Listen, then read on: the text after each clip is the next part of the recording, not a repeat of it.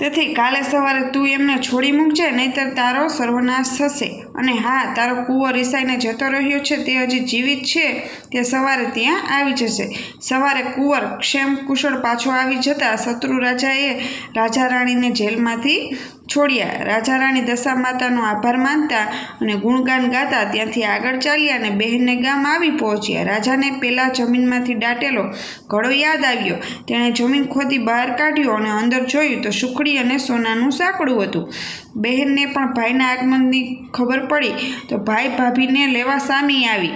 થોડા દિવસ પોતાને ત્યાં રાખી બંનેની આગતા સ્વાગતા કરી. પછી રાજા રાણી બહેનની વિદાય લીધી અને આગળ ચાલ્યા. તેઓ પેલી વાવ પાસે પહોંચ્યા જ્યાં તેમના બંને કુંવરો અદૃશ્ય થઈ ગયા હતા અને વાવમાં ગયા હતા.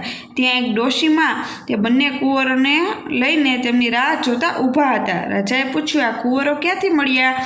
તે જવાબમાં દશામાતાને તેમનું અસલ સ્વરૂપ પ્રગટ કર્યું અને રાજા રાણીને આશીર્વાદ આપતા કહ્યું, હે રાજન, તારી રાણીની ભક્તિથી હું પ્રસન્ન થઈ છું અને તેની ધર્મપરાયણતા અત્યંત પ્રશંસનીય છે.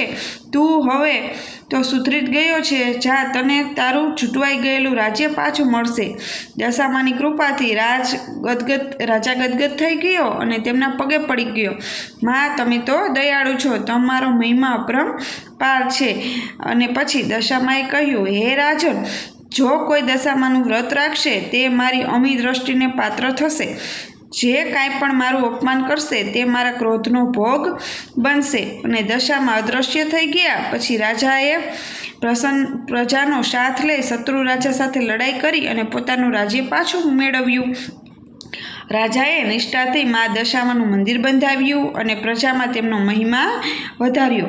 માના પ્રતાપથી તેઓ સુખ શાંતિ જીવનમાં પસાર કરવા લાગ્યા અને જય દશામાં એવું બોલવા લાગ્યા. જેવા રાજા રાણીને ફળ્યા તેવા સર્વને ફળજો અને વ્રત કરનાર, વાર્તા લખનાર, વાર્તા વાંચનાર સર્વની દશાને સુધારજો. સુખ સંપત્તિ અને સમૃદ્ધિ વૈભવ બધું આપજો. જય દશામાં.